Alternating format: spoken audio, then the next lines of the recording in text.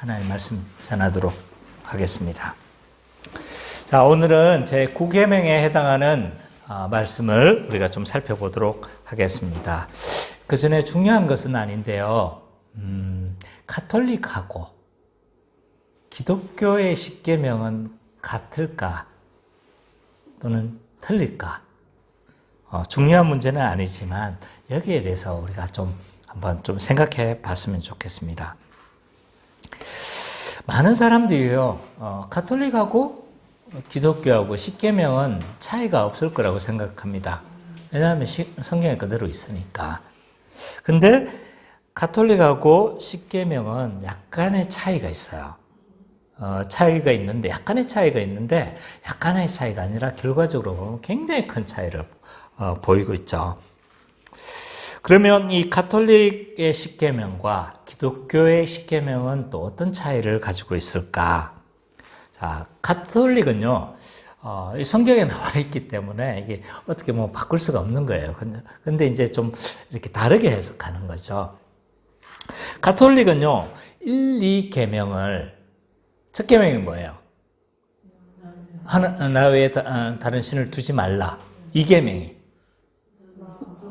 우상을 만들지 말라는 거잖아요. 이 1, 2계명을 한 계명으로 이해를 해요. 그럼 문제는 10계명이 아니라 9계명이 되는 거죠. 그죠? 그래서 어디를 더 나눌까요? 나눌 데가 없어요. 그죠? 나눌 때는 뒤에 맨 마지막에 10번째 계명을 나눠요. 열이 돼야 되니까 열을 맞춰야 되잖아요. 그죠? 그래서 10번째 계명을 아내를 탐하지 말라라는 계명이 9계명으로 오고 10계명은 내 이웃의 소유를 탐내지 말라라는 계명이 10계명으로 오게 되어지는 거죠. 그래서 이렇게 10계명을 이해를 합니다. 가톨릭에서는. 얼핏 보면 그럴듯해 보입니다. 왜냐하면 1, 2계명이 같아 보이거든요. 그죠? 비슷해 보이거든요. 제1계명이 다른 신을 내게 두지 말라. 제2계명 우상을 만들지 말라. 이 계명이 얼핏 보면 같은 계명으로 보여지기 때문입니다. 같은 거 아닌가? 그렇게 볼 수도 있겠네 라는 생각을 하게 되죠. 근데 자세히 살펴보면 기독교의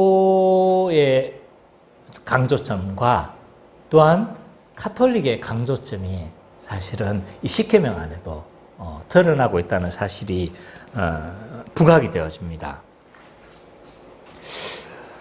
종교개혁자들은 당연히 성경에 그렇게 되어 있으니까 1, 2계명은 다른 것으로 생각을 하는 거죠.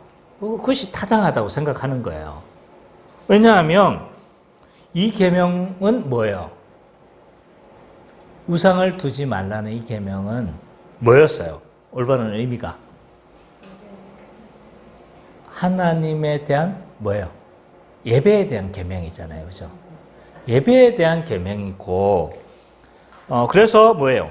우상이나 형상을 사용하지 말고 오직 말씀으로 예배하라는 계명인 거예요. 그래서 종교개혁은 전통 뭡니까? 형상을 반대하고 뭘 강조해요? 오직 말씀을 강조하는 거죠.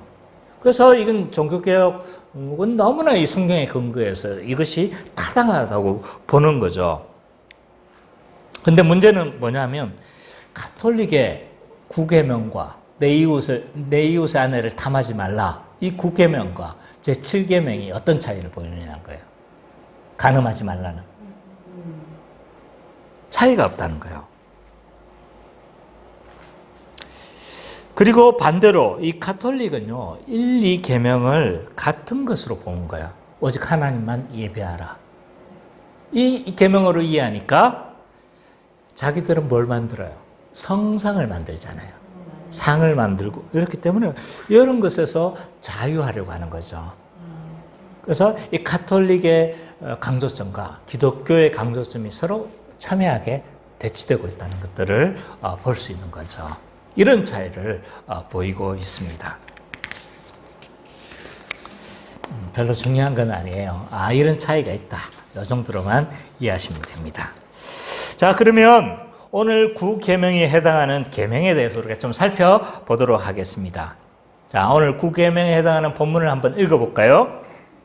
출애굽기 20장 16절 시작. 내 이웃에 대하여 거짓 증거하지 말라. 자, 이 9계명을 우리가 좀 여러 다각도로 좀 살펴봐야 되겠지만 가장 이 9계명의 기본적인 의미부터 우리가 좀 살펴보도록 하겠습니다. 자, 이 9계명은요, 기본적으로 한마디로 말하자면 거짓말해서는 안 된다는 계명이에요. 무슨 말인지 아시겠죠? 한마디로 말하면 거짓말하지 말라는 거예요. 진실을 말하는 거죠. 이 거짓말은요, 다른 모든 죄를 수반하는 경우가 많아요. 살인이나 간음이나 도둑질이나 이 거짓말과 밀접하게 연관되어져 있는 거죠. 이런 죄들, 앞에서 말했던 살인, 간음, 도둑질, 이런 죄들은요, 사실은 거짓말에서부터 시작되어져요. 거기서부터 시작되어져서, 또 거짓말로 시작되어지고, 거짓말로 연결되어지고, 거짓말로 끝나는 거예요. 자, 예를 한번 들어보겠습니다. 다윗이 누구를 범해요? 우리아의 아내 밧세바를 범했을 때, 그는 어떻게 했습니까? 범하고 나서 어떻게 했어요? 그것을 숨기려고 거짓말을 했어요. 그리고 이것들을 막 자기의 어떤 죄악들을 감추기 위해서 온갖 술수와 거짓말을 사용할 수밖에 없었어요.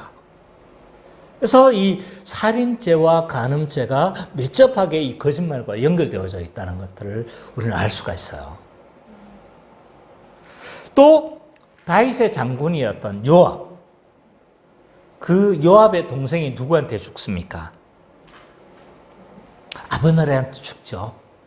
아브넬한테 이렇게 죽어요. 근데 이 복수를 하기 위해서 요압이 어떻게 합니까? 거짓말을 사용해요. 그래서 뭐 이야기 한번 해보자. 그렇게 이야기를 해가지고 꼬셔내가지고 조용한 것으로 불려내서 결국은 그를 살해하죠. 결국 이 살인과 거짓말은 밀접하게 연관되어져 있다는 것을 우리는 알 수가 있습니다. 그래서 이 거짓말은요, 다른 모든 죄악들과 밀접하게 연결되어져서 거짓말이 계속 관여하게 되어져요. 사기를 치든 뭘 하든 다 이 거짓말을 통해서 관여되어지고 진행이 되어지고 거짓말로 끝나게 되어지는 거죠. 그래서 그런지 있잖아요. 이 우리가 사는 이 세상은요, 거짓말이 만연해 있는 세상입니다. 2014년 성인 1200명을 대상으로 해서 설문조사를 했습니다. 근데 몇 퍼센트가 거짓말을 해도 괜찮다고 생각을 했을까요?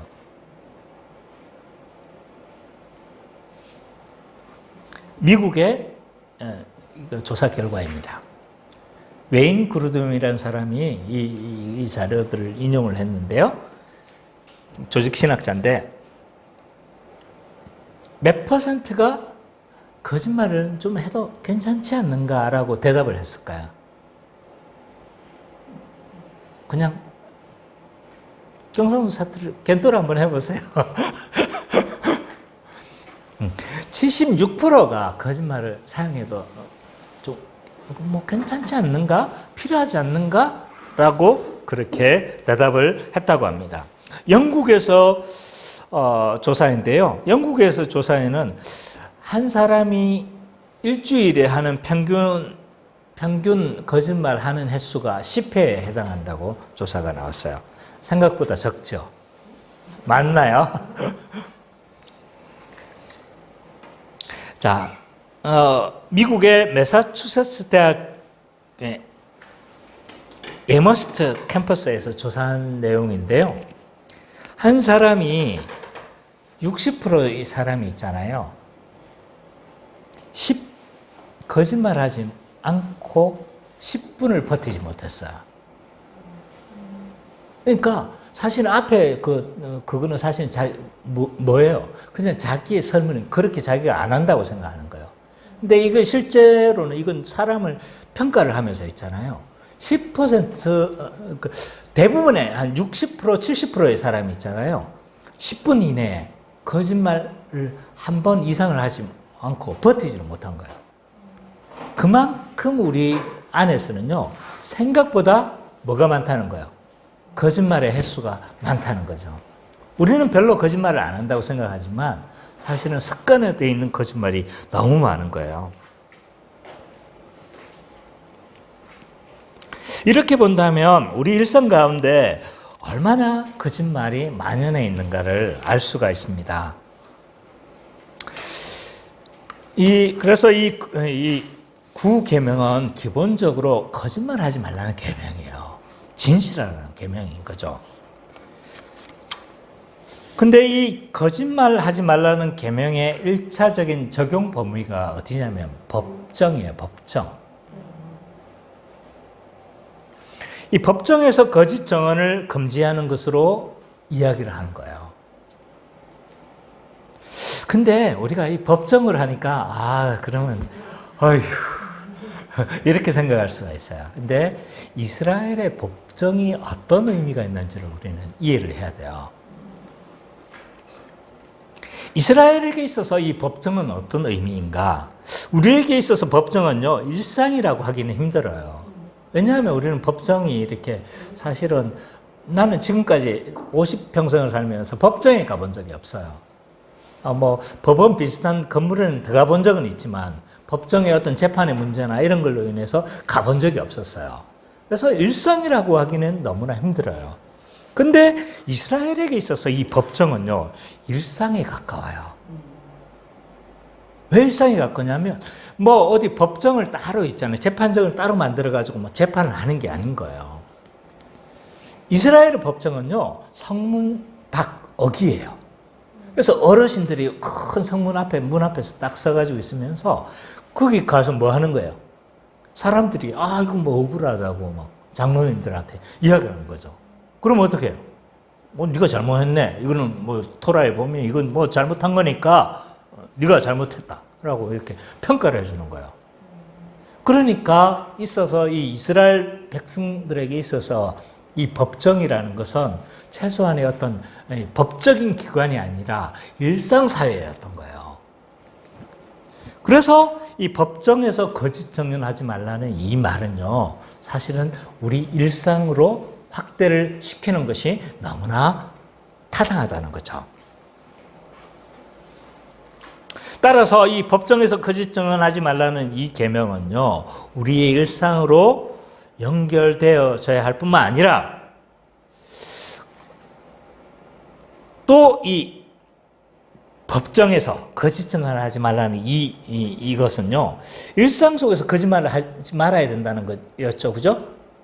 그렇지만 일상 속에서 거짓말을 하지 말음으로 말미암아 어떤 것을 더 궁극적으로 목적하고 있냐면 이웃의 명예를 훼손하지 않는 것으로 나아가야 된다는 거예요. 그래서 일상으로 확장할 뿐만 아니라 이웃의 명예를 훼손하지 않고 적극적으로 더 부정적인 명예가 어떻게 한다고 했어요? 적극적으로 나아간다고 했죠. 그래서 더 적극적으로 나아가서 이웃의 명예를 훼손시키지 않는 것만으로 금지하는 명예를 훼손시키지 않는 것만 포함되는 것이 아니라 이웃의 명예를 어떻게 하는 거예요? 적극적으로 보호하는 데까지 나아간다고 할 수가 있습니다. 그래서 이웃의 명예를 보호하고 이웃의 명예를 높이는 데까지 나아간다 라고 할 수 있습니다. 이것이 구계명이 가지고 있는 기본적인 의미라고 할 수 있어요. 자, 거짓 증거하지 말라는 이 계명은요, 단순히 거짓말 하지 말라는 거예요. 근데 이것은 일상으로 어떻게 해요? 확장한다. 일상으로 확장할 뿐만 아니라 이거 단순히 거짓말 하지 말라는 것으로만 멈추는 것이 아니라 어디까지 나아가요? 이웃의 명예를 훼손하지 않고 뿐만 아니라 이웃의 명예를 세워주는 데까지 나아가는 계명이다 라고 이렇게 할 수 있는 거죠. 자, 이 구계명의 기초는 어디에서 비롯되어지는가? 왜 하나님은 이 구계명을 요구하시는가? 라고 했었을 때요. 이 구계명이 하나님의 성품을 반영한다고 했죠. 그죠? 십계명이 하나님의 모든 성품을 반영한다고 했는데 이 구계명도 하나님의 성품에 기인해요. 하나님이 어떤 분이세요? 의로운 분이시고 거룩한 분이시죠. 진실하신 분이세요. 신명기 32장 4절 한번 찾아봅시다. 신명기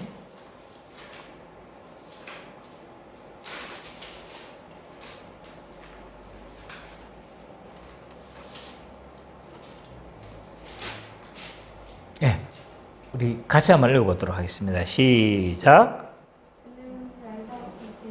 그가 하는 일이 완전하고 그의 모든 길이 정의롭고 진실하고 거짓이 없으신 하나님이시니 공의로우시고 바르시도다. 오늘 본문에 하나님의 성품이 어떻대요? 진실하시고 공의하시고 거짓이 없으신 분이 하나님이시라고 이야기를 하고 있어요. 이것이 하나님의 성품이에요. 이것은 계속적으로 드러나요. 거짓이 없으시고 거짓이 없으시죠. 그죠? 성경의 곳곳에서 드러나고 있어요. 하나님이 이런 진실하신 분이니까 하나님의 아들이고 하나님에게서 난 우리는 어떠해야 되는가요? 당연히 필연적으로 진실해야 되는 것은 당연한 결과라고 할 수가 있습니다. 이런 하나님의 진실하신 성품에서 우리에게 그의 아들이라고 하는 하나님의 백성이라고 하는 우리에게서 진실을 요구하는 것은 너무나 당연하다는 거죠. 그래서 로이드 존스 목사님은 이렇게 이야기를 해요. 거짓말은 하나님의 존전에서 설 자리가 없다 라고 표현하면서 하나님의 백성이 진실해야 되는 것은 너무나 당연하다는 것을 말하고 있습니다. 또 다른 이 구계명의 기초가 되는 것이 있는데 하나님이 세우시려고 하는 하나님의 나라가 어떤 나라냐는 거예요. 하나님의 나라가 의롭고 진실한 나라이기 때문에 그 나라에 사는 백성이 진실해야 되는 건 너무나 당연한 거죠. 하나님 나라가 어떤 나라예요? 하나님 나라가 어떤 나라일까요? 자, 보세요. 하나님 나라가 저 사람 미워 죽겠어. 미워 죽겠는데 안녕하세요. 웃으면서 그러나 마음에는 깊은 장벽이 있는 이것이 하나님 나라일까요? 아닌 거예요. 하나님 나라는요, 진실한 거예요. 진실을 말하고 진실하게 행동하고 서로의 명예를 보호하는 이러한 나라가 하나님의 나라예요. 근데 그 하나님 나라의 백성인 우리가 진실하지 않다는 건 그 나라에 어울리지 않는 백성인 거죠. 하나님은요, 진실한 세상을 꿈꾸셨어요. 스가랴 8장 3절 한번 봅시다.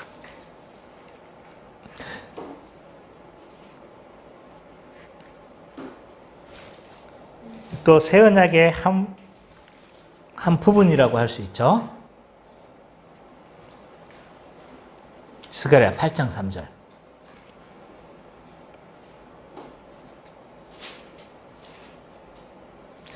선미자매가 한번 읽어주실래요? 여호와가 이같이 말하노라. 내가 시온에 돌아와 예루살렘 가운데에 거하노니 예루살렘은 진리의 성읍이라 일컫겠고 만군의 여호와의 사는 성산이라 일컫겠도다. 예. 그 하나님은 하나님의 나라를 이미지로 사용한다고 그랬어요. 그죠? 그 하나님 나라, 회복되어지는 하나님 나라, 하나님께서 이루실 그 하나님 나라의 이미지가 세 가지가 있었어요. 뭔지 아십니까? 기억나세요? 에덴 이미지예요.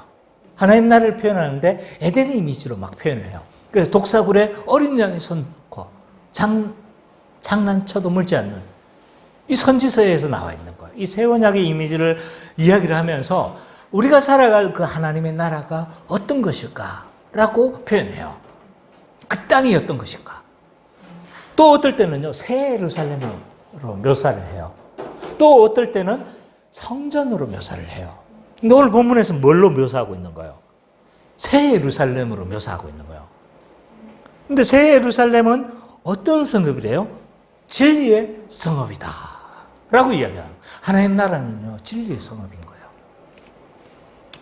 그렇기 때문에 하나님 나라 백성은요, 진실하고 거짓을 말하지 않고 또 서로의 명예를 훼손하지 않고 서로의 명예를 보호하는 그러한 하나님 나라가 있는 거죠. 그렇기 때문에 하나님은요, 당연하게 그 나라 백성에게 진실함을 요구하는 것이 당연하다는 거죠. 이런 기초 위에 이 구계명은 세워졌어요. 자, 그래서 이 구계명은 어떤 목적으로 그럼 나아가느냐? 자, 기본적인 의미, 어떤 기초 위에 세워졌는가? 그리고 지금 이 구계명은 어떤 목적을 가지고 있는가라고 했었을 때 목적에 대해서 한번 살펴봤으면 좋겠습니다. 자, 이 구계명은 어떤 목적을 가진 계명일까라고 했었을 때 이 첫 번째로 우리가 생각할 수 있는 건요, 하나님의 형상으로 창조되어진 이 사람이잖아요, 그죠? 하나님의 형상으로 창조된 이 사람의 명예를 뭘로부터, 악으로부터 보호하고자 하는 그러한 명령이라고 할 수 있어요. 자, 인간은 하나님의 형상으로 창조되어졌기 때문에 특별한 존귀한 존재라고 이야기를 했죠. 이건 앞에서 많이 설명해서 더 이상 설명하지 않겠습니다. 어쨌든 이 세상의 모든 만물이 인간을 중심으로 해서 창조한 것을 보는 것만으로도 우리 인간이 얼마나 존귀한 존재라는 걸 알 수가 있어요. 우리는 하나님의 형상을 분야받은 존재예요. 굉장히 귀중한 존재예요. 근데 그렇기 때문에 이 명예가 악으로부터 보호될 필요가 있는 거죠. 자, 고대 사회는요, 특히 중동 사회는 명예와 수치를 굉장히 중요시 여겨요.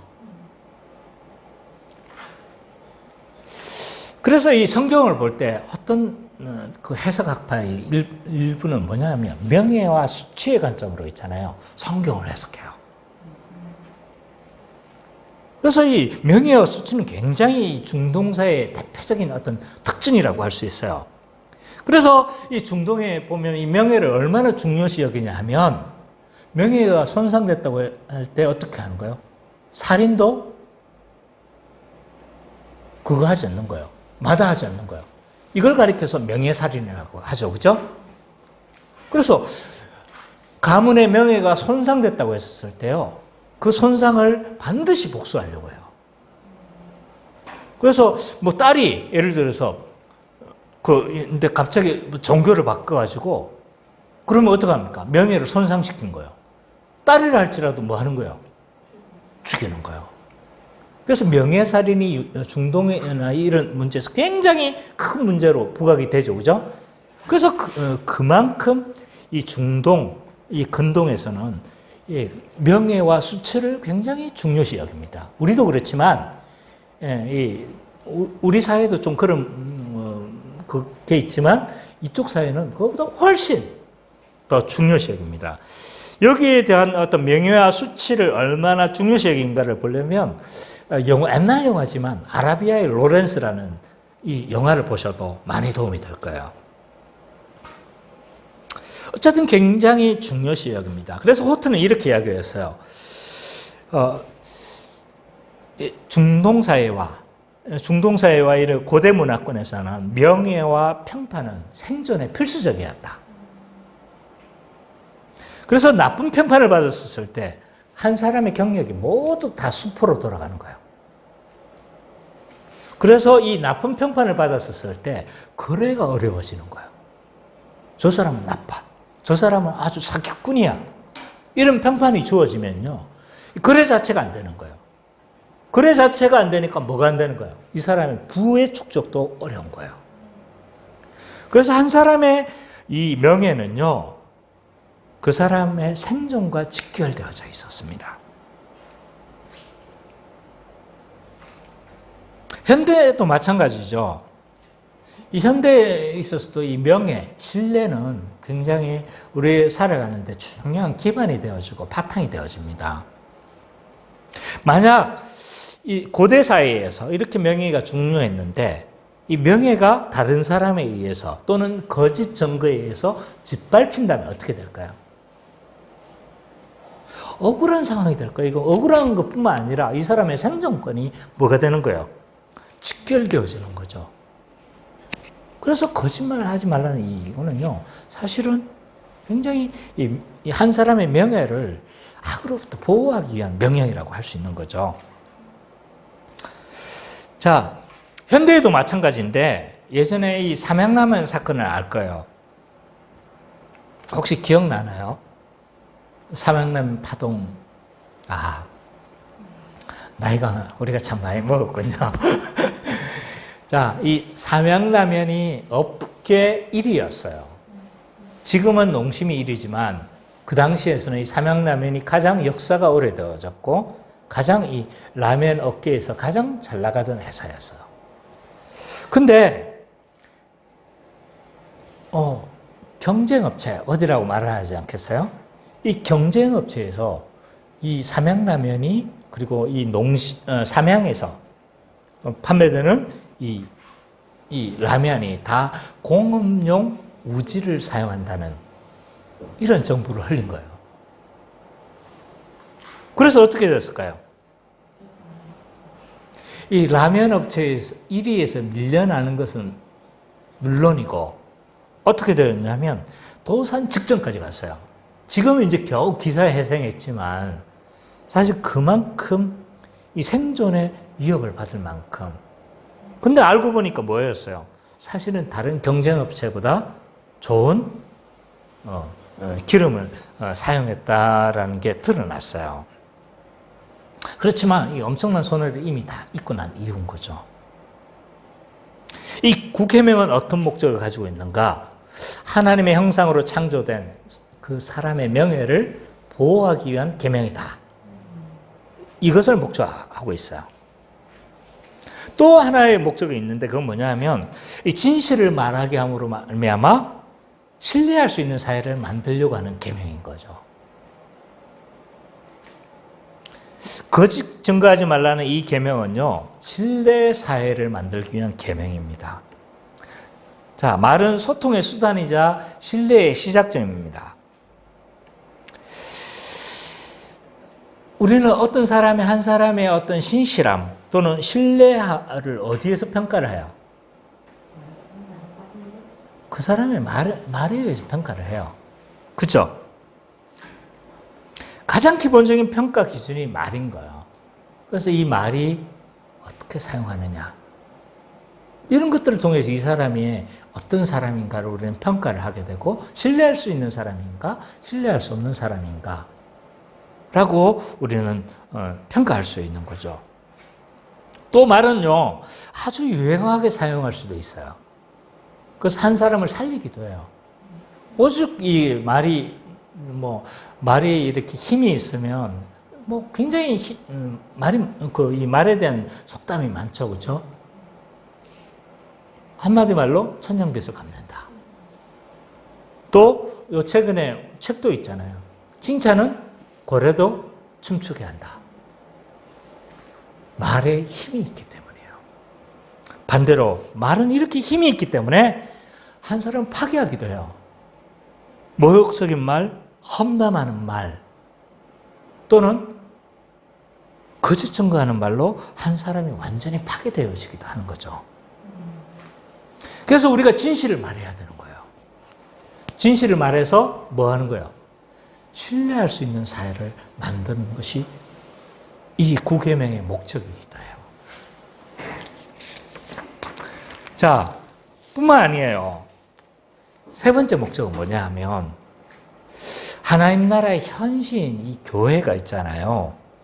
진리를 기초해서 말하고 진리의 기초에서 행동하도록 하기 위한 명령이기도 해요.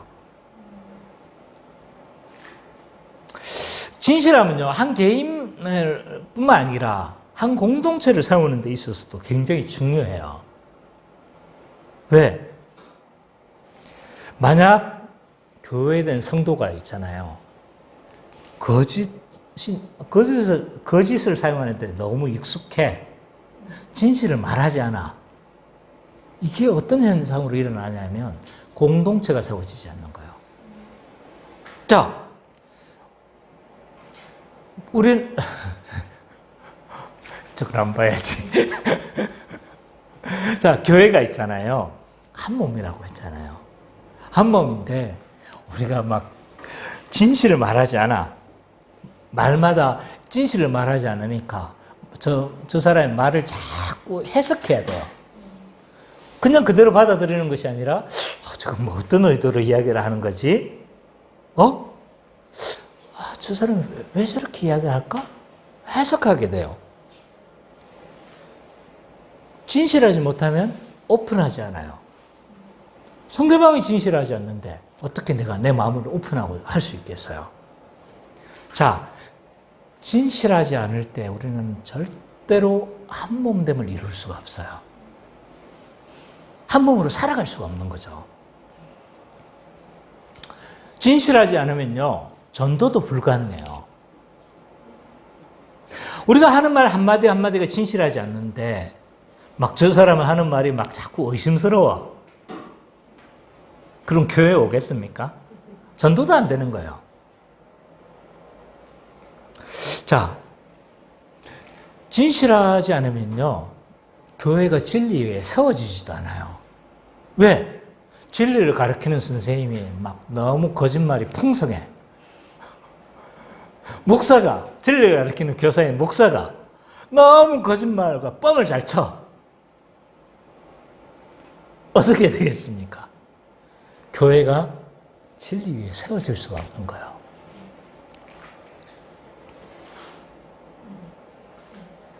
자, 거짓말하지 말고 진실을 말하자는 이 9계명의 목적은요, 단순히 우리가 착하게 살자 이런 게 아닌 거예요. 이 진리가 훼손되고 왜곡되어질 위험성을 차단하고자 하는 거예요. 공동체를 진리 위에 세우려고 하는 목적을 가지고 있는 거죠. 그래서 우리가 하는 말 한마디 한마디는 진실이어야 돼요. 자, 지금까지 우리가 무엇을 살펴봤냐면 9계명의 기본적 의미, 또 어떤 기초 위에 세워졌는가, 9계명은 어떤 목적을 가지고 있는가. 자, 기본적 의미가 뭐였어요? 이 계명은 거짓말하지 말라는 계명이다. 이것은 1차적으로는 법정에서의 진실을 말하는 거예요. 그렇지만 이것은 일상으로 확장되어진다.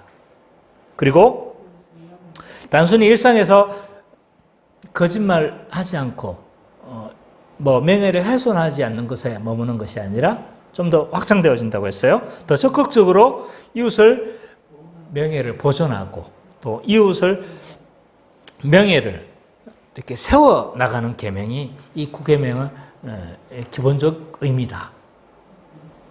그러면 어떤 기초 위에 세워졌나라고 했었을 때 하나님의 진실하심에 세워졌다.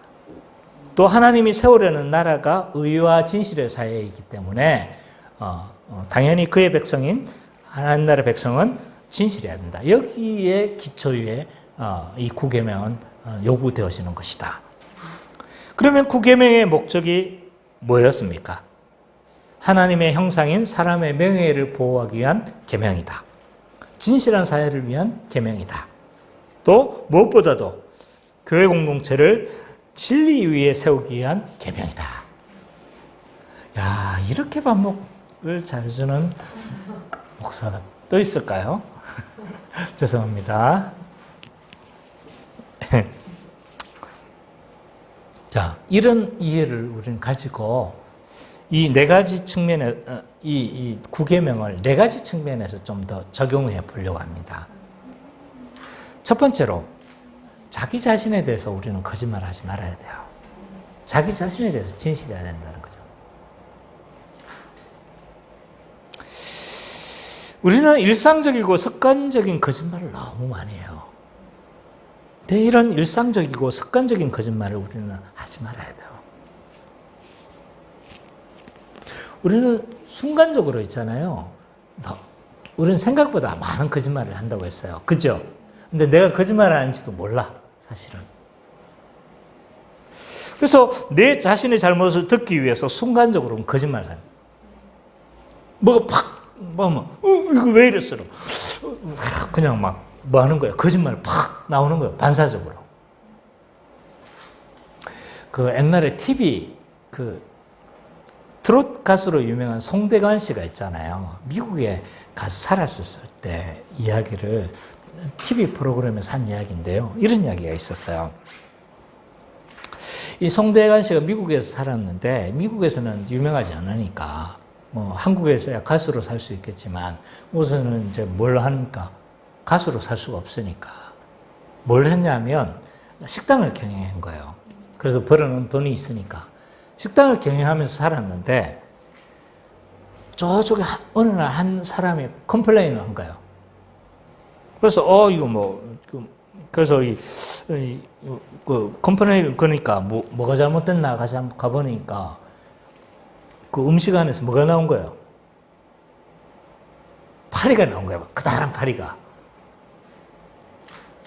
그래서 이게 뭐 순간적으로 이 송대관 씨가 자기가 어떻게 했냐면 그 파리를 막 잡아가지고 자기가 먹은 거예요. 아, 이거는 파리가 아니고 콩껍데기다. 그렇게 이야기를 했다는 거예요. 자기도 순간적으로 그 위기를 모면하기 위해서 거짓말을 한 거죠. 우리도 마찬가지예요. 사실은 순간적으로 위기에 몰리면 딱 나오는 그 거짓말인 거예요. 내가 안 그랬어요. 이거는 이렇게 한 거예요. 순간적으로 이 위기를 모면하기 위해서 우리가 하는 거짓말들이 사실 굉장히 많이 있어요. 순간적으로 받는 비난, 이걸 피하기 위해서. 순간적으로 받은 그 꾸지람을 피하기 위해서. 또 순간적으로 내가 실추되어질 그 명예가 두려워서 우리는 거짓말로 그것을 모면하려고 하는 경우들이 많은 거죠. 이런 습관적인 거짓말 우리는 좀 피해야 합니다.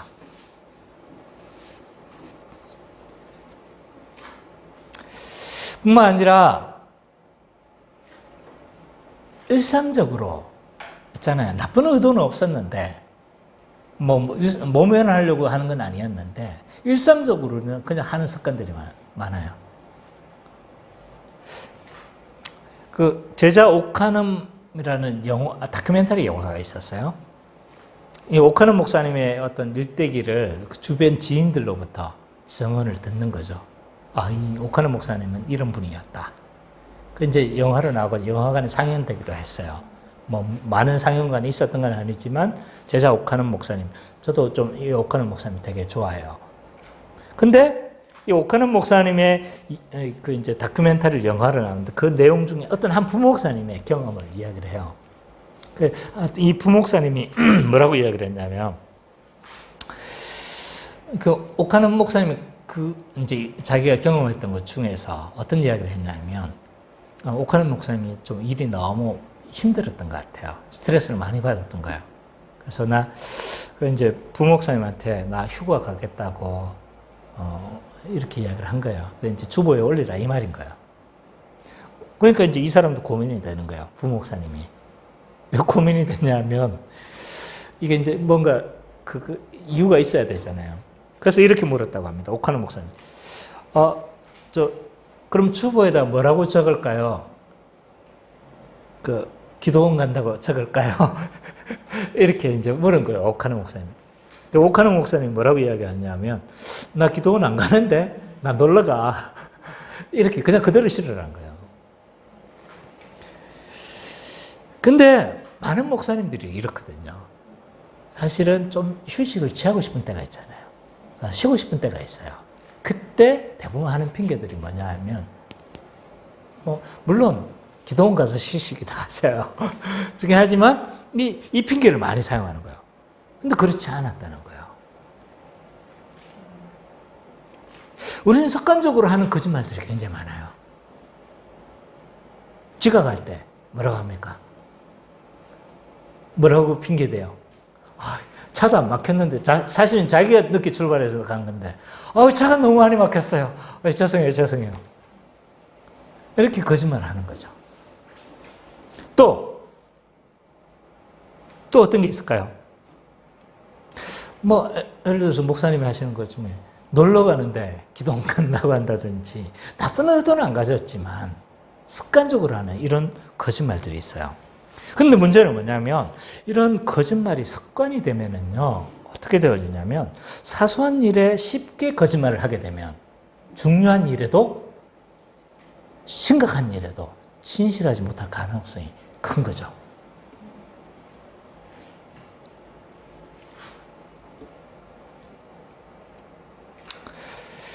그래서 우리는 이 사소한 일상적인 이런 것들, 그리고 순간적인 어려움을 모면하기 위한 이런 습관적인 거짓말들에서 우리는 벗어날 필요가 있어요. 뿐만 아니라 자기에게 거짓말하지 말아야 될 큰 두 번째로 이제 적용할 수 있는 게 뭐냐면, 다른 사람과 한 약속을 우리는 가볍게 여겨서는 안 돼요. 약속을 중시 여겨야 돼요. 약속을 지키지 않는 것도 거짓말의 한 유형이에요. 우리가 가벼운 약속들 많이 해요. 그죠? 왜 가벼운 약속을 많이 하냐면 당장의 호의를 얻기 위한 거예요. 예를 한번 들어볼까요? 우리 성민이 은찬이한테 저도 많이 좀 찔리는 건데, 어렸을 적에 막 놀아달라고 하는 거예요. 그러면 뭐라고 해요? 이야기를 합니까? 아빠가 지금 바빠서 지금은 못 놀아주는데 내일 내가 놀아줄게. 근데 내일 놀아준다고 해놓고 뭐 합니까? 우리는 그냥 의례적으로 이렇게 하는 거예요. 가볍게 약속을 하는 거죠. 왜? 지금 당장에 이 아이들에게 호의를 얻어야 되니까. 또 우리 어른들은 어떻게 합니까? 친구한테 얻어먹었어. 그럼 미안하잖아요. 그러니까 어떤 호의를 얻기 위해서 어떤 약속을 합니까? 다음에 내가 살게. 다음에 또 안 사. 예, 약속한 것이 있다면 우리는 가볍게 여겨서는 안 돼요. 그것을 힘써 지켜야 돼요. 왜? 약속했는데 지키지 않는 것은 거짓말하는 거예요. 만약 우리가 약속한 것을 가볍게 여긴다면, 계속적으로 가볍게 여기고, 어떤 특별한 일이 있어서 이제 약속을 취소되는 것 말고, 가볍게 여겨서 이렇게 되어졌을 때 어떤 일이 생기냐면, 그 사람에 대한 신뢰감이 무너져요. 계속적으로 이렇게 약속을 어길 때는 그 사람을 기대하지 않는 지경까지 나아가는 거죠. 그래서 작은 약속이라도 우리는 중요시 여기고 그 약속을 최대한 지키려고 노력해야 되죠. 자, 진실한 삶을 살아간다는 것, 자기에 대해서 거짓말하지 않고 진실하다는 건요, 사실은 굉장히 용기와 대가가 필요해요. 왜? 이런 사소한 거짓말을 하면 우리는 피해갈 수도 있고, 또 사소한 거짓말을 하면 그 나쁜 평판으로부터 우리는 붙을 수도 있잖아요. 그죠? 용기가 필요되어져요. 그래, 진실한 삶을 살아가는 건 사실 쉬운 일이 아닙니다. 진실함 때문에 우리는 감당해야 될 비용들이 많아요. 손해도 봐야 되고, 또 진실한 것 때문에 뭐가 평판이 손상되기도 하고 진실한 것 때문에 심지어는요 자기의 모든 지위와 이런 것들이 뭐 할 수도 있습니까? 위협당할 수도 있죠.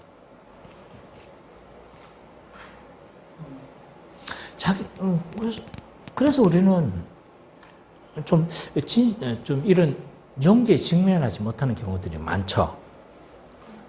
예전에 우리 아내하고 결혼하기 전에 제 일화를 잠깐 조금 제 자랑인데 용서하시고 제 경험 전도사 때 이 경험을 잠깐 이야기를 하려고 합니다. 이제 결혼하기 전에 이제 우리 데이트하고 이러니까 서로 막 약속도 많이 하고 우리 막 신앙생활도 열심히 하자고 막 그러잖아요. 그래 이제 새벽기도 가자고 그렇게 이제 약속을 했어요.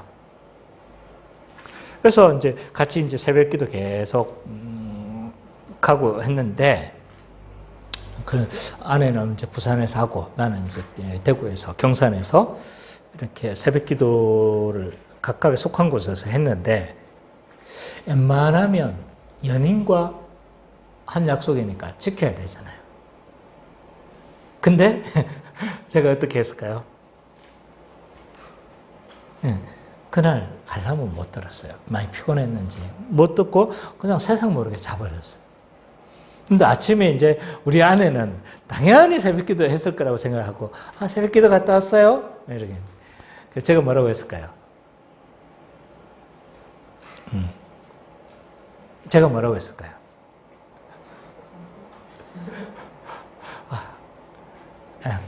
갔다 왔어요. 뭐 이럴 수 있잖아요, 그죠? 근데 못 갔다고 미안하다고.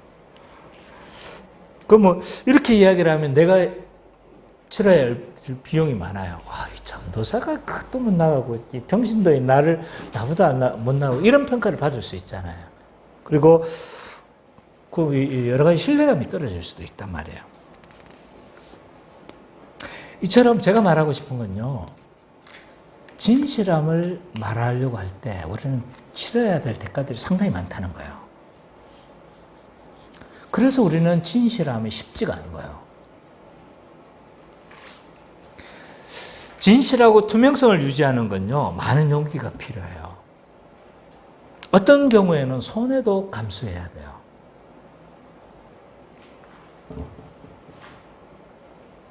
근데 이런 손해 때문에 우리 일상에서 거짓이 깊이 자리하게 된다면 자신에 대해서 거짓 증거한 거잖아요. 이웃에 대해서 거짓 증거할 가능성도 높아집니다. 자기에 대해서 진실하지 못한 사람은요, 다른 사람에 대해서 누구보다 자기를 사랑하는데 자기에 대해서 진실하지 못해. 그러면 이웃에 대해서는 어떨까요? 물론 아주 믿음이 탁월해서 이웃을 한 몸으로 여겨서 너무 사랑해서 진실할 수도 있겠지만 이웃에 대해서도 거짓을 말할 가능성이 굉장히 높아지는 거죠. 큰 두 번째입니다. 두 번째 큰 적용점인데 이웃에 대해서 거짓말도 하지 말아야 돼요. 자기에 대해서도 거짓말을 하지 말아야 되겠지만 이웃에 대해서도 거짓말을 하지 말아야 돼요.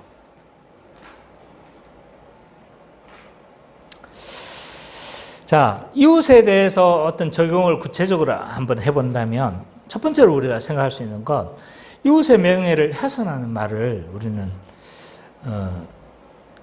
이웃을 훼손하는 말을 명예를 훼손하는 말들이 많잖아요. 이런 것들에 대해서 우리는 조심해야 돼요. 거짓말을 하지 말아야 돼요. 그래서 우리 이 9계명에 해당되어지는 웨스트민스터 대여리 문답에서 이거 있잖아요. 여기에 대한 구체적인 예시가 한 페이지가 넘어요. 그래서 일부 제가 발췌한 걸 제가 한번 보여드릴게요.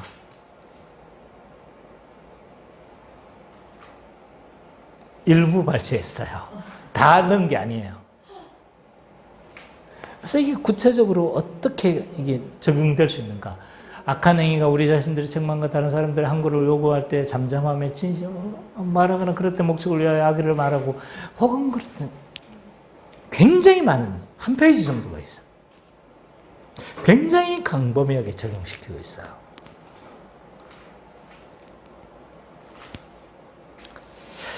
그렇기 때문에 우리가 적극적으로 적극적으로 위에서에 대한 거짓말을 할 수 있잖아요. 그죠? 험담을 할 수도 있고, 중상모략을 할 수도 있고, 모함을 할 수도 있고, 이런 것들은 당연히 구계명에 위반되어지는 거죠. 근데 그 말이 사실일 수도 있어요. 그렇잖아요. 그죠? 사실일 수 있어요. 그거 진짜 그 사람에게 해당되는 말일 수도 있어요. 근데 그 사실을 이용해서 그 사람의 평판을 나쁘게 하려는 목적이 있다면 이것도 구계명에 대한 위반인 거야. 의도가 나쁜 거예요. 의도. 사실이라 할지라도 의도가 나쁘다면 이것은 구계명에 위반되어지는 것이다.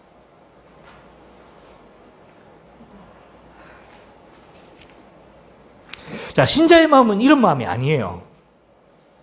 어떻게 해서든지 그 사람을 회복하려고 하는 것이 신자의 마음이에요. 그죠? 그렇기 때문에 이 사실이라 할지라도 그 사실을 가지고 그 이웃의 사람의 명예를 훼손하려고 하는 목적이 있다면 그것은 구계명에 대한 위반이다.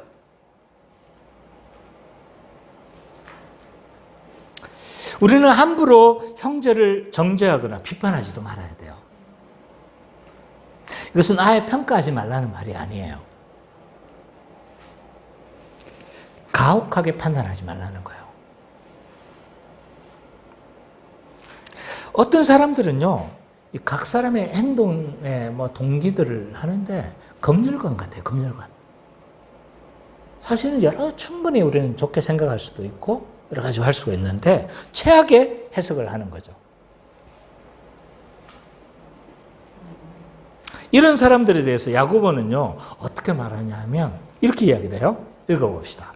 야고보서 4장 11절.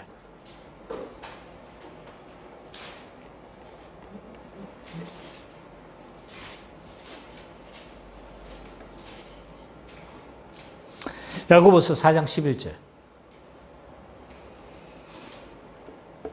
같이 한번 읽어봅시다. 시작.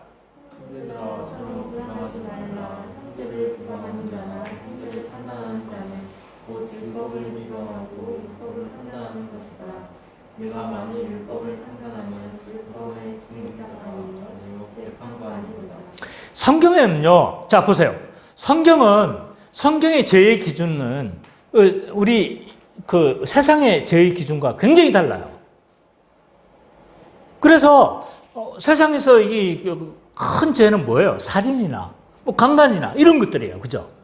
그런데 성경에서 굉장히 굉장히 악한 죄로 보는 것 중에 하나가 뭐냐면 비방, 험담, 이간하는 말, 이것을 굉장히 큰 죄로 여겨요. 왜? 하나님은 모든 장벽을, 원수된 것들을 허물어뜨렸는데, 그리스도는 그렇게 십자가로 허물어뜨렸는데 우리가 막 위관해가지고 막 나눠. 그러면 나쁘게 말하면 적그리스도예요. 적그리스도. 그리스도는 모으는 자인데 우리는 만약에 험담해가지고 이간해가지고 하면 퍼지게 하는 자잖아요. 그럼 그건 뭐예요? 그리스도와 반대되는 역할을 하는 사람인 거죠. 적그리스도예요. 안티크리스도. 적그리스도인 거예요. 이것 성경에서는 이것을 굉장히 심각한 죄를 여겨요. 오늘 야고보서 본문에서도 어떻게 해요? 이야기를 해요? 형제를 비방하는 자는 뭐라고 이야기하고 있냐면 율법의 준행자가 아니요 재판관이로다. 그러니까 네 마음대로 판단하고 네 마음대로 그 해석해서 그걸 비방하는 건 뭐냐라고 했었을 때 너도 그 준행자가 돼야 되는데 지금 네가 율법이다. 율법의 역할을 감당하고 있다. 또 다른 말로 이 율법은 누구의 것이에요? 하나님의 것이잖아요. 너는 하나님의 위치에 서 있다. 이 이야기를 하고 있는 거예요. 굉장히 이것은 심각한 죄를 여기는 거예요. 그래서 내가 이야기를 하잖아요. 앞담화도 하지 말고 뒷담화도 하지 말고 정말 우리는 남에 대한 험담의 말을 있잖아요. 조심해야 돼요.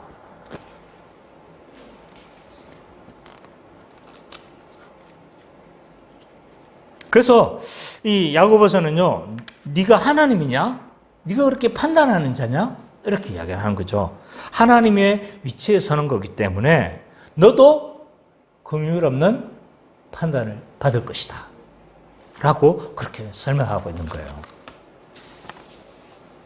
자, 큰 세 번째 적용. 그러면 우리가 더 적극적으로 어떻게 이웃의 명예를 보호할 것인가 라고 했었을 때, 다른 사람의 실수를 함부로 있잖아요, 드러내지 말아야 돼요.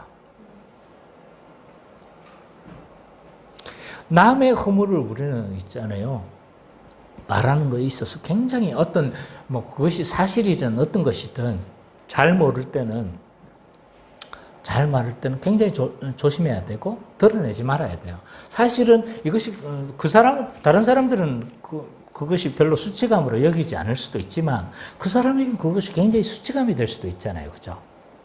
그렇기 때문에 사실이라 할지라도, 또한 자기가 생각하기에 그것이 별것이 아닌 것처럼 보인다 할지라도 우리는 그것을 드러내는 데 있어서 뭐 하는 거예요? 조심스러워야 되는 거예요.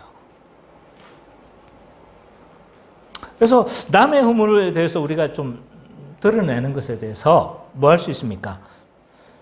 조심스러워야 되는데, 누가 막 그래요. 그러면 하지 말라고. 그렇게 누가 막 눈치를 주잖아요. 그러면 뭐 내가 없는 말에서 사실 아니야?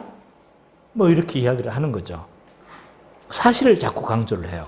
근데 문제는 뭐냐 하면, 우리가 어떤 존재냐 하면, 우리가 어떤 민족입니까? 네. 다른 사람의 잘못은 과장하는 능력이 있어요, 우리는. 반대로, 자신의 잘못, 자기가 잘못한 건 사소한 것으로 만드는 재능이 우리에게는 있어요. 내 건 별거 아닌 거야. 남들의 것은 뭐 한 겁니까? 아주 과장하는 특별한 재능을 가지고 있죠. 그래서 하는 말이 있잖아요. 남이 하면 불륜이고 자기 하면 로맨스라는 말이 왜 생겼겠어요?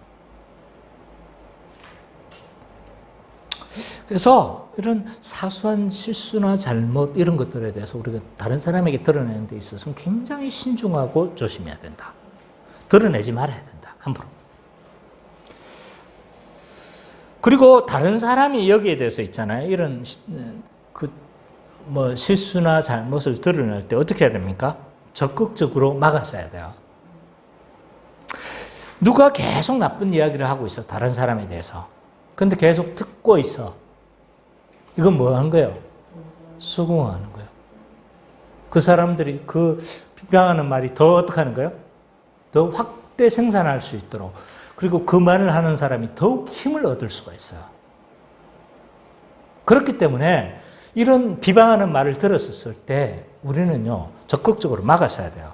가로막아야 돼요. 만약 내가 가로막지 않고 계속 그것을 듣고 있고 끄덕끄덕 한다면 우리는 뭐 하는 거예요? 그 죄에 우리는 동참하는 자이다.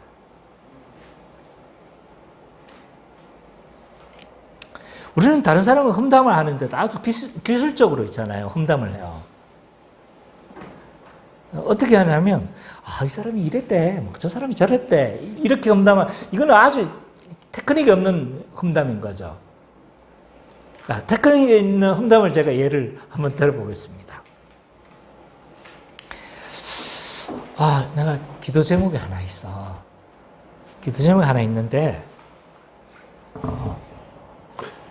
누가 지금 이래. 이게 정말 내 기도 제목인데, 같이 우리 좀 기도했으면 좋겠어. 근데 그 다른 사람이 이야기인 거야. 자기 기도 제목을 이야기를 안 하고. 은근히 뭐 하는 거예요? 험담하는 거예요. 기술적으로 하는 거죠. 이럴 때 우리는 그 사람이 기술적으로 하든 그냥 노골적으로 하든 그 험담할 때 우리는 막아서야 돼요. 근거가 뭐야? 싸하게 만들어야 돼요. 너 그렇게 험담하는데 그 근거가 뭐냐? 싸한 분위기를 만들어줘야 됩니다. 그리고 그 사람의 이웃의 실수를 감싸주고 적극적으로 우리는 변명해야 되는 거죠. 물론 사안을 잘 판단해야 돼요. 무조건 그러라는 말이 아니라는 건 알고 있죠. 네. 그리고 네 번째 적용에 있어서 다른 사람의 명예를 적극적으로 드러내고 칭찬해야 돼요. 우리는 내 명예가 중요하듯이 다른 사람의 명예도 가치 있는 것으로 여기고 있잖아요. 그것을 존중해 줘야 돼요. 그래서 어떤 사람에 대해서 막 좋은 소식이 들려와. 저 사람이 막 좋은 소식이 들려와. 근데 막 좋은 칭찬의 소리가 들려오면 걔가 그럴 리가 없는데. 이렇게 막 만드는 거죠. 구계명은요, 악한 거짓말에 대한 금지이기도 하지만 적극적으로는요, 그 사람의 명예를 높여줘야 되는 덕스러운 말을 요구하는 덕스러운 말을 해야 되는 것을 포함하는 계명이라고 할 수 있어요. 단순히 소극적인 게 아니라는 거예요. 적극적인 거예요. 그래서 다른 사람의 명예를 세워주고 다른 사람의 명예를 뭐 하는 거예요? 세워주는 것을 포함하고 있는 계명이라고 할 수 있다는 거죠. 그래서 하나님이 우리에게 주신 그 형제의 어떤 여러 가지 것들에 대해서 우리는 뭐 합니까? 은사 또는 성품, 그 사람의 사명 이런 것들에 대해서 인정해주고 칭찬해주고 해줘야 되는 거죠. 지난번에 선미자매가 저한테 그렇게 이야기를 했어요. 그냥 툭 지나가는 말이었지만 저 목사님을 만나서 풍성한 신앙생활을 하고 있다는 사실 살짝 그 비슷한 이야기를 해준 적이 있었어요. 저한테 그게 너무 기쁨이에요. 저도 이런 칭찬을 받고 살아가요. 칭찬을 받고 싶은 사람이라는 거예요.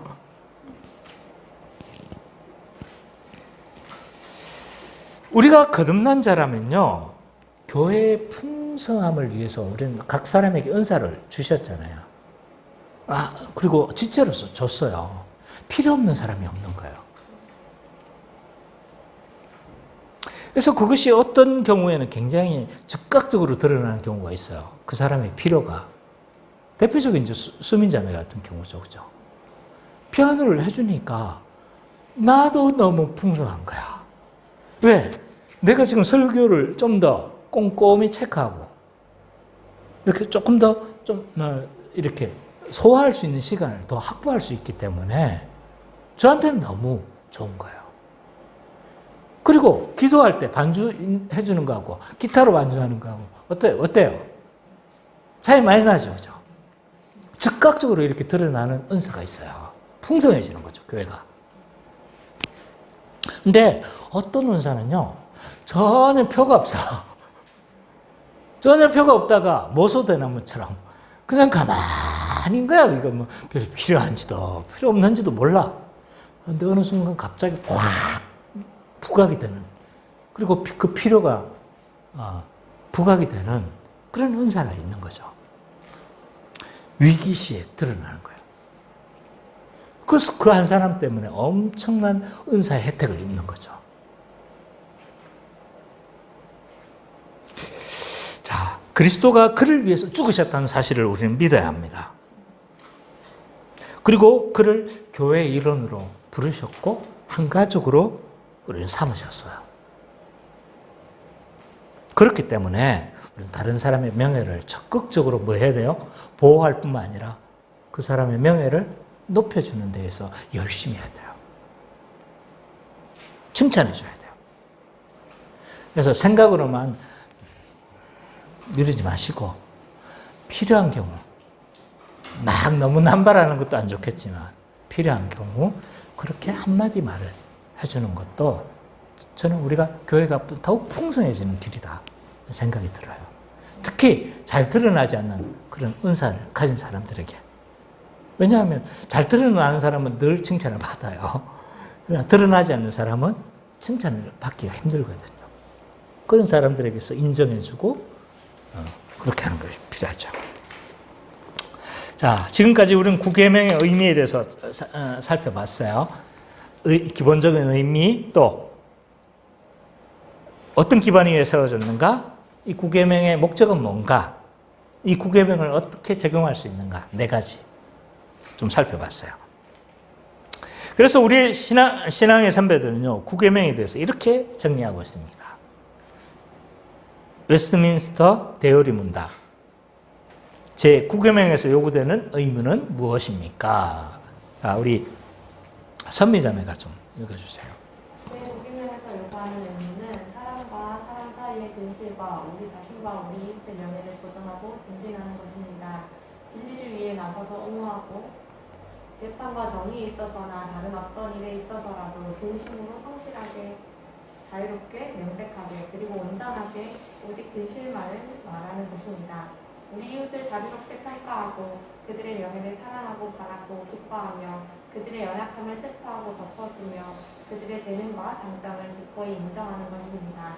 그들의 결백을 변호하고 그들에 관한 좋은 소문을 기꺼이 받아들이되 나쁜 소문을 받아들이기를 원하지 않으며 험담하는 자들과 아첨하는 자들과 비방하는 자들은 저지하는 것입니다. 우리 자신의 증오평판을 사랑하고 보호하며 필요할 때는 이를 변호하며 정당한 약속을 지키고 어떤 것이든지 참되고 정직하며 사랑스럽고 좋은 평판이 있는 것을 배우고 실천하는 것입니다. 전 옛날에 이런 신앙 고백서들이라든지 문답들이 왜 이렇게 분잡할까라고 생각했는데 가만히 생각해 보니까요, 분잡한 것이 아니라 구체적으로 하나하나를 다 열거하고 싶은 거예요. 그래서 오히려 그 핵심을 우리가 파악하지 못할 경우가 많은데, 그래서 이런 구체적인 것들이 우리가 여기서 벗어날 수 없다는 것들을 보여주고 싶은 것 같아요. 굉장히 광범위하게 적용될 수가 있어요. 그래서 우리는 넘어질 때가 많아요. 이웃 험담하기를 우리는 굉장히 좋아해요. 참 제어하기 힘들 정도로. 좋게 말해서 우리는 평가지. 그러나 그 사람의 어떤 개인적 감정으로 뭐 하고 싶은 거예요?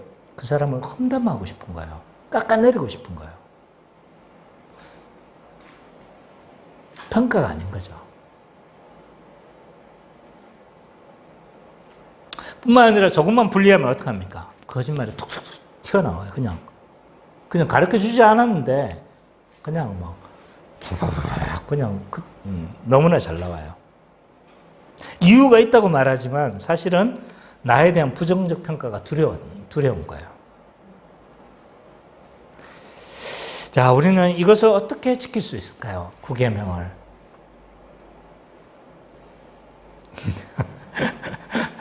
다음 할 말이 뭔지 아시겠죠? 우리가 먼저 생각해야 될 것은 예수 그리스도로 말미암아 예수 안에서 이것은 지킬 수가 있어요. 사실은 이걸 적용한 이런 계명들을 하나하나 살펴보면요, 와, 이 계명도 여지없이 내가 걸리는구나. 근데 예수 안에서 이거 우리는 이 소망을 볼 수가 있는 거예요. 진리이신 예수님은요, 이 땅에 진리를 선포하셨어요. 그죠? 거짓을 선포하신 경우가 없어요. 예수님 스스로 자신이 진리다라고 이야기를 하세요. 그리고 너희가 내 안에 갈 때 진리를 알리라. 그렇게 말씀하세요. 뿐만 아니라 진리를 선포하셨을 뿐만 아니라 진리 가운데 살아야 될 모든 삶을 사셨어요. 예수님이 하신 모든 행동들은요, 하나님의 그 약속들을 뭐 하시는 거예요? 성취하는 행동인 거예요. 구약의 성취인 거예요. 그리고 무언가를 하나님의 뜻을 보여주기 위한 것들이에요. 그렇죠? 병고침 하나하나의 이야기들은 사실 다 하나님 나라를 보여주는 그런 일들인 거예요. 그래서 예수님이 하신 모든 일들은 뭐가 되냐면 하나님의 영광을 드러내는 일들이에요. 진리대로 사셨어요. 예수님은 진리 자체일 뿐만 아니라 진리를 선포하시고 진리를 사셨어요. 그렇기 때문에 진리를 다 다 성취하셨기 때문에 우리가 그의 안에 있으면 어떻게 되는 거예요? 그의 안에 있는 것만, 믿음 안에 있는 것만으로, 거듭난 사실만으로, 세례를 받았다는 사실만으로 어떻게 되는 거예요? 9계명을 우리는 성취했다고 볼 수 있는 거예요. 이 세례라는 말은 물세례이긴 하지만 오늘날 워낙 물세례가 좀 잘못 준 경우가 많아. 어쨌든 성경의 표현을 제가 빌린 거예요.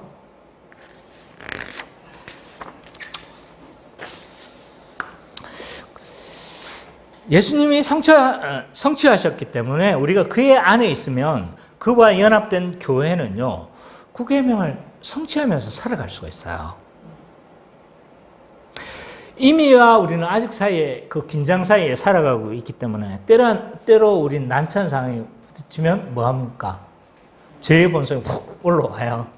거짓말하고 싶은 거예요. 그래서 이걸 모면하고 싶어요. 그래서 어떤 이런 죄성이 드러나기도 하지만, 그러나 우리는 존재 자체가 있잖아요. 진리를 미워하고, 거짓말을 미워하고, 죄송해요. 거짓말을 미워하고, 진리를 사랑하는 존재가 이미 되어진 거예요. 존재가 바뀐 거예요. 그래서 또 우리가 예수님이 그런 삶을 사셨기 때문에 우리는 그런 삶을 추구하고 싶고 그렇게 살아가고 싶은 거예요. 그리고 그런 능력도 우리에게 주셨어요. 우리는 그렇게 살아갈 수 있는 존재가 되어진 거예요. 그래서 우리가 9계명을 성취하면서 살아갈 때 어떤 일이 일어나냐면 교회의 초월성이 드러나는 거죠. 자, 우리는 에베소서 한번 보죠. 4장 25절.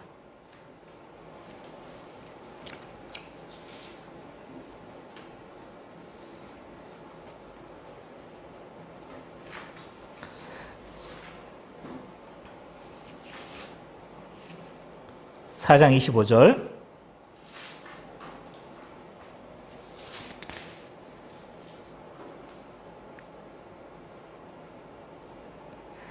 같이 읽어봅시다. 시작.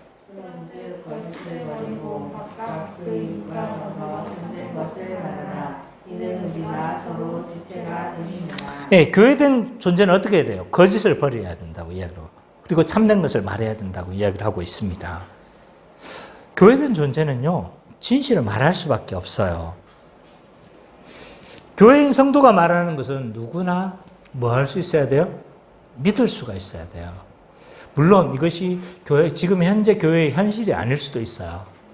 그러나 성경의 가치는요, 그게 맞아요. 성도는요, 그 말 한마디 한마디가 성도이기 때문에 믿을 수가 있어야 돼요. 옛날에 있잖아요. 우리 한국 초대교회 때만 봐도 이 여러 문헌들을 봐보면 교회 안에 성도이기 때문에 그것이 보정이 된 경우가 많았어요. 그래서 저 사람이 장로이기 때문에 다 믿어주는 거예요. 그 사람이 저 사람이 장로이기 때문에 믿어줬어요. 저 사람이 집사였기 때문에 믿어준 거죠. 그래서 한국 초대교회는요, 그 존재를 믿어줬어요. 그래서 뭡니까? 이 교회 직분자의 말은 굉장한 신뢰감을 줬거든요. 왜 그러냐면 교회라는 존재가, 성도라는 존재가 있잖아요. 죽기보다 거짓말을 싫어하는 존재인 걸 알았어요. 그들은 목격을 한 거예요. 그러니까 성도라는 자체, 직분자라는 자체가 보증이 되어지는 거죠. 만약 우리가 성도라는 사실 때문에 사람들이 신뢰할 수 있다면요, 우리는 교회된 존재는 초월성을 드러내는 거예요. 그래서 우리가 하는 모든 한마디 한마디가 진실해야 돼요.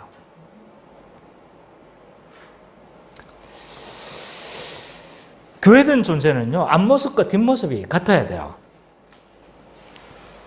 그래서 앞에서 이렇게 이야기 하는 것과 뒤에서 하는 이야기가 같아야 되는 거죠. 내가 좀 실수를 해도 뭐 하는 거예요? 뒤에 가서 욕하겠지? 이런 의심이 들면 안 된다니까요. 좀 실수했으면 부끄럽잖아요. 부끄러워도 어떻게 하는 거예요? 앞에서 했던 말이 진실이니까. 뭐 해야 됩니까? 그냥 아이고 미안하고 그냥 그냥 그렇게 그걸로 끝나야 돼요. 그래서 내가 앞뒤의 존재가 똑같으니까 안심할 수 있는 거죠. 안심할 수도 있고 또 내가 오해를 받더라도 누군가 나의 명예를 지켜주고 변명해 줄 지체에 대한 확신이 있다면 우리는 교회된 존재는요, 초월성을 드러내는 거예요. 또 교회된 존재는요, 가족과 같아서 가장 안전한 곳이 돼야 돼요. 세상은요, 내가 실수하기를 기다려요. 왜? 내가 실수해야 다른 사람이 그 사람이 실수해야 그 사람 밟고 올라갈 수 있으니까. 그래서 내가 실수하기를 기다리는 거죠. 근데 교회는 가장 안전한 곳이 돼야 돼요. 가족이니까. 자, 내가 가끔 저도 살아오면서 실수를 했어요. 우리 가족들 가운데서. 뭐 작은 실수들을 했지만, 근데 실수했다고 해가지고 성민이가 나가가지고, 아빠가 잘못했다고, 우리 아버지, 막 이러지 않아요. 아빠의 명예를 지켜줘요. 그건 뭡니까? 한 가족이기 때문에.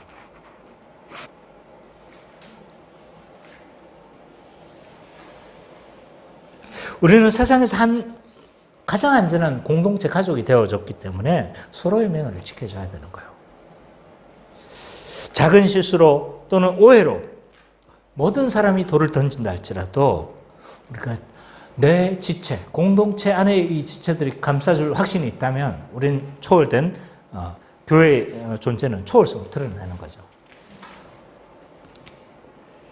교회에 오면 마음이 편안해야 돼요. 왜? 나 있는 그대로 받아주니까. 근데 세상에 나가면요, 편안하지 않는 거예요. 왜? 누군가가 나를 깎아내리고 짓밟고 손해를 끼칠 수 있으니까. 코베가 할 수 있으니까. 그래서 세상에서는 긴장한다 할지라도 교회 와서는 어떻게 해야 되는 거예요? 편안해야 되는 거예요. 마음이 편안해야 돼요. 이런 마음이 교회에 왔는데 마음이 편해지면요, 그것은 교회의 초월성을 드러내는 거예요.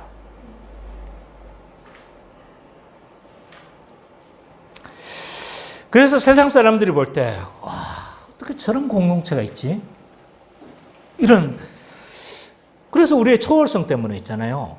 세상이 깜짝 놀라야 돼요. 어떻게 저럴 수가 있지? 근데 우리 한국교회가 지금 어떤 지경이냐면,